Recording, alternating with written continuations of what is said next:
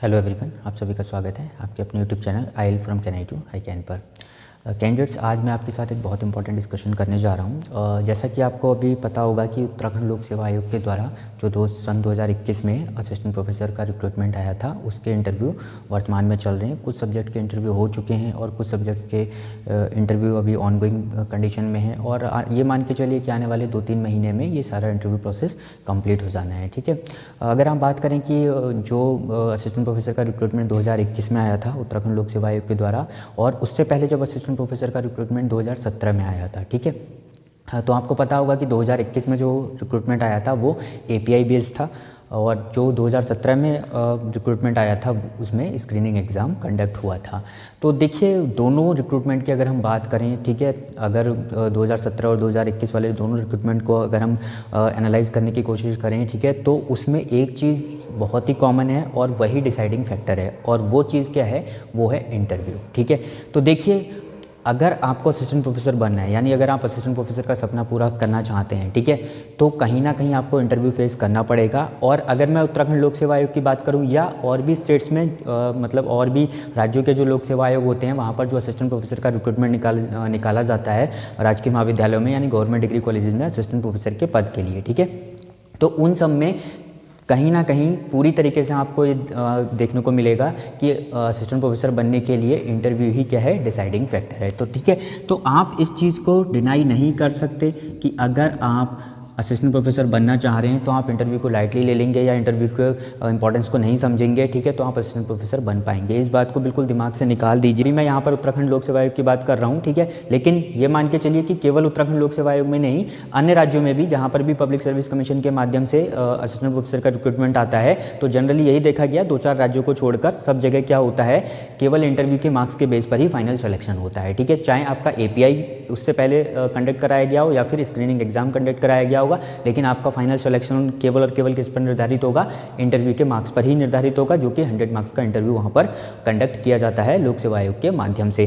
तो ये बात आपको बहुत अच्छे से समझ लेनी है और बहुत अच्छे से दिमाग में बैठा लेनी है कि इंटरव्यू की क्या इंपॉर्टेंस है, और इंटरव्यू को आप लाइटली नहीं ले सकते। इंटरव्यू के बिना आप असिस्टेंट प्रोफेसर, इंटरव्यू में अच्छा परफॉर्म किए बिना आप असिस्टेंट प्रोफेसर नहीं बन सकते। ठीक है, तो ये जनरली आप मान के चलिए कि इन फ्यूचर जो भी कैंडिडेट्स असिस्टेंट प्रोफेसर बनना चाह रहे हैं वो भी इस वीडियो के माध्यम से ये बिल्कुल दिमाग में बात बैठा लें कि आपको इंटरव्यू में क्या करना है, किन बातों का ध्यान रखना होता है और इंटरव्यू की इंपॉर्टेंस क्यों है। आज के वीडियो में मैं यही बात ज़्यादा डिस्कस करूँगा कि इंटरव्यू की इंपॉर्टेंस क्यों है। और ये जो मैं आपको सारी चीज़ें बता रहा हूँ, ये गवर्नमेंट कॉलेजेस के असिस्टेंट प्रोफेसर के अपॉइंटमेंट के पॉइंट ऑफ व्यू से बता रहा हूँ। ये यूनिवर्सिटी में जब वैकेंसी आती है असिस्टेंट प्रोफेसर की, उसके लिए मैं आज नहीं बता रहा हूँ। ठीक है, मैं आपको पहले ही बता देता हूँ कि वहाँ पर कंडीशंस अलग हैं, वहाँ पर क्राइटेरिया डिफर कर जाता है। लेकिन अगर आप गवर्नमेंट डिग्री कॉलेज में असिस्टेंट प्रोफेसर बनना चाहते हैं और गवर्नमेंट डिग्री कॉलेज में असिस्टेंट प्रोफेसर बनने के लिए लोक सेवा आयोग के माध्यम से, चाहे किसी भी राज्य का लोक सेवा आयोग हो, उसके माध्यम से अगर वैकेंसी आती है, ठीक है, या इन फ्यूचर में आने वाली है, तो उसमें आपको एक बात कॉमन देखने को मिलेगी। वो क्या है कि आपका जो फाइनल सिलेक्शन होना है वो किस बेस पर होना है, इंटरव्यू के 100 मार्क्स के बेस पर होना है। ठीक है, हो क्या रहा है, जब 2017 में रिक्रूटमेंट हुआ था उत्तराखंड में, ठीक है, तो स्क्रीनिंग एग्जाम हुआ था। स्क्रीनिंग एग्जाम में जो लोग क्वालिफाई हुए थे उसके बेस पर इंटरव्यू के लिए शॉर्टलिस्ट किए गए थे लोग। ठीक है, 2021 में जब एग्जाम हुआ उसमें क्या हुआ, 2021 में जब ये रिक्रूटमेंट आया उसमें क्या हुआ कि एपीआई के बेस पर शॉर्टलिस्टिंग की गई। ठीक है, तो मेरे कहने का मतलब ये है कि अब देखिए हो क्या रहा है, आपको मैं ऐसे बहुत सारे केसेस दिखा दूंगा कि जिनका एपीआई, ठीक है, या उनके स्क्रीनिंग एग्जाम में मार्क्स बहुत अच्छे थे, ठीक है, लेकिन वो फाइनली सेलेक्ट नहीं हुए, आफ्टर इंटरव्यू उनका सिलेक्शन नहीं हुआ, यानी वो डिस्क्वालीफाई हो गए, मतलब आप असिस्टेंट प्रोफेसर नहीं बन पाए। लेकिन कुछ ऐसे भी कैंडिडेट्स थे जिनके मार्क्स बहुत एवरेज थे स्क्रीनिंग मार्क्स में, या आप कह सकते हैं कि एपीआई स्कोर बहुत ही क्या था, नॉर्मल है, ठीक है, और वो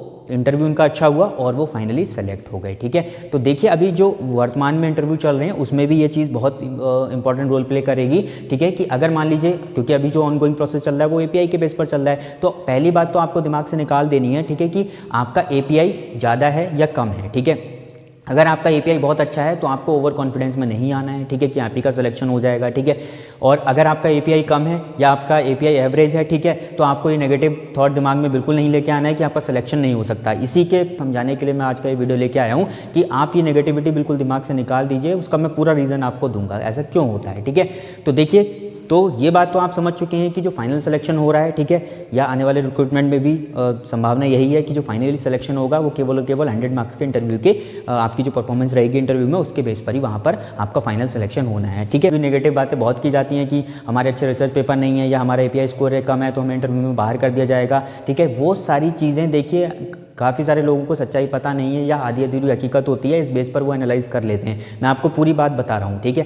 देखिए वो सारी चीज़ें क्या हैं, यूनिवर्सिटी में मैटर करती हैं, कॉलेजेस में अपॉइंटमेंट के लिए ये चीज़ मैटर नहीं करती है। क्यों नहीं मैटर करती है मैं आपको समझाता हूँ। देखिए सबसे पहली बात तो यूनिवर्सिटी में जब भी अपॉइंटमेंट होता है, ठीक है, तो एक सेम पैनल होता है सारे कैंडिडेट्स का इंटरव्यू लेने के लिए। वो बात अलग है कि सब्जेक्ट्स वाइज वो अलग अलग होंगे, लेकिन वो एक ही होगा, 4 लोग 5 लोग होंगे, ठीक है। वही 4-5 लोग क्या कर रहे होंगे, मान लीजिए आपका फिजिक्स का इंटरव्यू होना है, ठीक है, तो वही 4-5 लोग सारे कैंडिडेट्स के फिजिक्स का इंटरव्यू ले रहे होंगे। लेकिन जब आपका पब्लिक सर्विस कमीशन के माध्यम से इंटरव्यू ऑर्गेनाइज होता है तो वहाँ पर प्रक्रिया पूरी डिफरेंट है, ठीक है। वहाँ पर क्या होता है कि 4 से 5 पैनल्स बनते हैं, जितने भी बोर्ड के मेंबर्स होंगे, आयोग के सदस्य होंगे, उनकी अध्यक्षता में अलग अलग पैनल्स बनते हैं, ठीक है। उन अलग अलग पैनल्स में सपोज फिजिक्स के जितने भी कैंडिडेट्स होंगे वो सबके सब एक ही पैनल में नहीं जाएंगे, वो अलग अलग पैनल्स में जाएंगे और हर पैनल में 3 से 4 सब्जेक्ट एक्सपर्ट्स भी होते हैं उन बोर्ड मेंबर्स के अलावा, ठीक है। तो देखिए ये मान के चलिए कि आपका अब कोई भी सिलेक्शन क्राइटेरिया निर्धारित कर रहा है, कोई पैनल दूसरा निर्धारित कर रहा होगा, तीसरा पैनल तीसरा निर्धारित कर रहा होगा और वहाँ पर 3 से 4 लोग बैठे हुए हैं, सब्जेक्ट एक्सपर्ट और बोर्ड के मेंबर, ठीक है। तो उनका माइंडसेट भी एक जैसा नहीं हो सकता। अब कई लोग कहते हैं कि वो तो प्रायोरिटी देंगे, मान लीजिए कि एक इस माइंडसेट का है कि भाई अच्छी रिसर्च को प्रायोरिटी देगा, लेकिन इस बात की कोई गारंटी नहीं है कि बाकी जो 2 सब्जेक्ट एक्सपर्ट होंगे वो भी इस बात को इंपॉर्टेंस देंगे कि भाई अच्छा रिसर्च होना ही जरूरी है आपका कॉलेज में असिस्टेंट प्रोफेसर बनने के लिए, भले आपका इंटरव्यू कितना भी अच्छा क्यों ना हुआ हो, ठीक है। ऐसा नहीं है, तो वहाँ पर अलग अलग चीज़ें आ जाती हैं। तो हर जो एक्सपर्ट होगा वो अपने अपने मार्क्स देगा और ठीक है, उसके बेस पर फिर टोटल होगा, देन फिर आपका फाइनल स्कोर वहाँ पर कैलकुलेट किया जाता है। तो इसीलिए आप समझिए कि किसी एक पर्सन के हाथ में वहाँ पर सिलेक्शन नहीं है। इसीलिए ये सारी बातें आप दिमाग से निकाल दीजिए कि आपका एपीआई स्कोर कम है या आपके स्क्रीनिंग में मार्क्स कम थे, ठीक है, तो आपका सिलेक्शन नहीं हो सकता। आप इंटरव्यू में मेहनत कीजिए, इंटरव्यू में आप अपना 100% दीजिए, आपका सिलेक्शन होगा, क्योंकि वहाँ पर 3 से 4 लोग जो बोर्ड मेंबर्स हैं, ठीक है, और जो सब्जेक्ट के एक्सपर्ट्स आपके पैनल में होंगे वो एक माइंडसेट के नहीं हो सकते। वो जरूरी नहीं कि वो रिसर्च को ही इंपॉर्टेंस देते हो और बाकी चीज़ों को इग्नोर कर देते हो कि आपको सब्जेक्ट की नॉलेज कितनी अच्छी है, आपने प्रेजेंटेशन कितने अच्छे से दिया, आपने टीचिंग कितनी एफिशिएंट करी, ठीक है, आपके पढ़ाने का तरीका बिल्कुल यूनिक है। वो इन चीज़ों को अंडर एस्टिमेट सबके सब नहीं कर सकते। आप इस बात को समझने की कोशिश करिए। मैं वीडियो इसी माध्यम से लेके आया हूँ कि आप ये नेगेटिव बातें दिमाग से निकाल दीजिए। और जिन लोगों का एपीआई स्कोर अच्छा है, ठीक है, या स्क्रीनिंग में बहुत अच्छे मार्क्स हैं, सपोज वो टॉपर ही हैं, वो भी इस बात को बिल्कुल दिमाग से निकाल दें, कहीं वो ओवर कॉन्फिडेंस में आ जाए, नहीं हमारा तो एपीआई स्कोर बहुत अच्छा है, हमारे तो स्क्रीनिंग मार्क्स में बहुत अच्छे हैं, अब तो हमारा सिलेक्शन हो जाएगा, और आप इंटरव्यू को बिल्कुल लाइटली ले लें और इंटरव्यू में कोई मेहनत ही ना करें और आपका इंटरव्यू बेकार हो जाए, ठीक है। देखिए ये जो एपीआई है या स्क्रीनिंग बेस है, ये शॉर्टलिस्टिंग का तरीका है, just a part of shortlisting, ठीक है। इसका स्कोर कहीं कैलकुलेट नहीं हो रहा, आपका 100 मार्क्स का इंटरव्यू होना ही होना है, सारी चीज़ें उसी पर निर्भर करनी है। तो आपका पहले आप टॉपर रहे या आपके मार्क्स कम हो गए, अगर आप इंटरव्यू के लिए शॉर्टलिस्ट हो गए हैं तो मैटर ये करता है कि आप अपना इंटरव्यू बहुत अच्छे तरीके से दें, बिल्कुल पॉजिटिव माइंडसेट के साथ दें, ठीक है, फुल कॉन्फिडेंस के साथ दें, तो आपका सिलेक्शन डेफिनेटली होगा। इन नेगेटिव बातों को आप दिमाग से निकाल दीजिए, ठीक है। और आने वाले भविष्य में जो भी रिक्रूटमेंट आएंगे उनमें भी आप ये मान के चलिए, चाहे स्क्रीनिंग एग्जाम हो या एपीआई के बेस पर सिलेक्शन हो, फाइनली आपको इंटरव्यू देना ही होगा और इंटरव्यू ही मैटर करेगा। तो जो लोग इस फील्ड में नए हैं, ठीक है, या इस फील्ड में अपना कैरियर बनाने की कोशिश कर रहे हैं, वो भी इंटरव्यू की इंपॉर्टेंस को समझें और इंटरव्यू के हिसाब से ही अपनी सब्जेक्ट की तैयारी करते रहें, ठीक है, उन चीज़ों को करें। अब अगर आपका स्कोर अच्छा है, आपका रिसर्च बैकग्राउंड बहुत अच्छा है, आपका एकेडमिक्स बहुत अच्छा है, ठीक है, तो ये सारी चीज़ें जो हैं, हो सकता है कि किसी एक पर्सन के लिए आपके जो आपका पैनल जिस पैनल में आपका इंटरव्यू हो रहा है उसके किसी एक मेंबर के मन में आपके लिए सॉफ्ट कॉर्नर हो कि आपने बहुत अच्छा, लेकिन इस बात की गारंटी नहीं है कि बाकी 2 या 3 जो मेंबर्स होंगे उनके मन में भी आपके लिए सॉफ्ट कॉर्नर होगा इस चीज़ के लिए, ठीक है। और वो आपका इंटरव्यू बहुत अच्छा हुआ, टीचिंग अच्छी हुई, ठीक है, आपको सब्जेक्ट की नॉलेज बहुत है, आपको जो भी आप बिल्कुल यूनिकनेस है आपके पढ़ाने के तरीके में, तो वो उसको अंडर एस्टिमेट कर देंगे, ऐसा नहीं है, ठीक है। तो आप इन बातों को समझने की कोशिश करिए और इंटरव्यू की अच्छे से तैयारी करिए। देखिए इंटरव्यू से रिलेटेड पूरा अपना एक्सपीरियंस, मेरा कैसे सिलेक्शन हुआ था और मैंने कैसे इंटरव्यू को फेस किया था और मैं कैसे सक्सेसफुली क्वालिफाई हुआ था, पहले अपने चैनल पे वीडियो दे चुका हूँ और उसका जो पूरा लिंक है, आपको उस वीडियो का जो लिंक है वो आपको इस वीडियो के डिस्क्रिप्शन में मिल जाएगा, आप उसकी मदद लेकर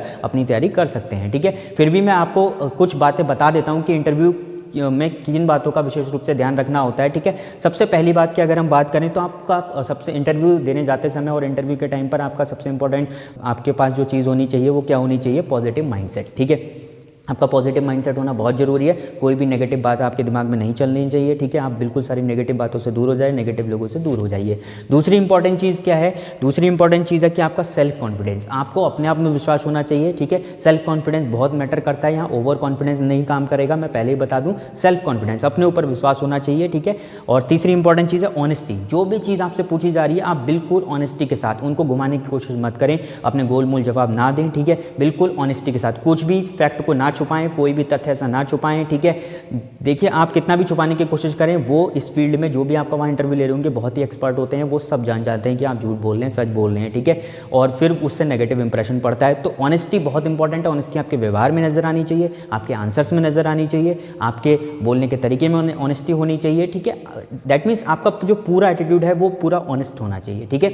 और तीसरी इंपॉर्टेंट चीज़ है कि टू द पॉइंट आंसर दीजिए। नेक्स्ट जो इंपॉर्टेंट चीज़ इंटरव्यू में मैटर करती है कि आपसे पहले आप क्वेश्चन को बहुत अच्छे से सुन लीजिए कि आपसे क्या पूछा जा रहा है, जिस पॉइंट के बारे में पूछा जा रहा है या जिस चीज़ की वो आपसे जिस चीज़ का आंसर जानना चाह रहे हैं उसी चीज़ का आंसर देना है, टू द पॉइंट देना है। इधर उधर की बातें वहाँ पर नहीं करनी। कई बार होता क्या है कि हम जल्दबाजी में या ओवर एक्साइटमेंट में उनकी बात पूरी सुनते नहीं हैं और पूछा कुछ और होता है और आंसर कुछ और देने लग जाते हैं। ऐसा मत करिएगा, ठीक है। पहले क्वेश्चन को अच्छे से सुन लीजिए, ठीक है, समझ लीजिए कि क्या पूछा गया है, उसी के हिसाब से आपको क्या करना है, वहाँ पर आंसर देना है और टू द पॉइंट आंसर देना है, नपे तुले शब्दों में आंसर देना है, ज़्यादा बड़ी बड़ी बातें वहाँ पर नहीं करनी है, ठीक है। इसके बाद नेक्स्ट इंपॉर्टेंट, सबसे इंपॉर्टेंट, मैं अपने पर्सनल एक्सपीरियंस के बेस पर बताता हूँ, ठीक है। और मेरा ये मानना भी है, ठीक है, और आपको कहीं ना कहीं इसका बेनिफिट भी मिलेगा कि इंटरव्यू में अगर असिस्टेंट प्रोफेसर के इंटरव्यू में, और अगर वो इंटरव्यू किसके माध्यम से हो रहा है, लोक सेवा आयोग के माध्यम से हो रहा है गवर्नमेंट डिग्री कॉलेज में असिस्टेंट प्रोफेसर बनने के लिए, तो सबसे इंपॉर्टेंट चीज़ जो मैटर करती है वो है टीचिंग। आपकी क्योंकि वहाँ पर आपको टीचिंग करनी पड़ेगी, आपकी टीचिंग वहाँ पर जितनी एफिशिएंट होगी, ठीक है, आप जितना चीज़ों को एक्सप्लेन कर पाएंगे, अपनी टीचिंग में यूनिकनेस लेके आ पाएंगे, ठीक है। आप ये मान के चलिए कि वहाँ बच्चों को पढ़ा रहे हैं, उन बोर्ड मेंबर्स को नहीं पढ़ा रहे हैं, बिल्कुल क्लास का एटमॉस्फेयर आपके दिमाग में चलना चाहिए, ठीक है।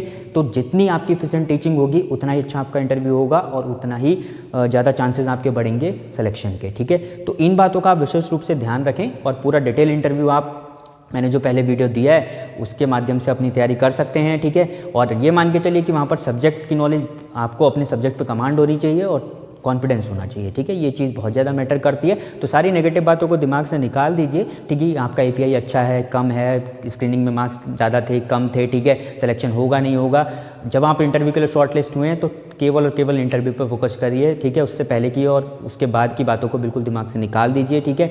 आपका सिलेक्शन डेफिनेटली होगा अगर आप बिल्कुल पॉजिटिव माइंडसेट तक जाएंगे और जो मैंने आपको बातें बताई हैं उसको फॉलो करेंगे, ठीक है।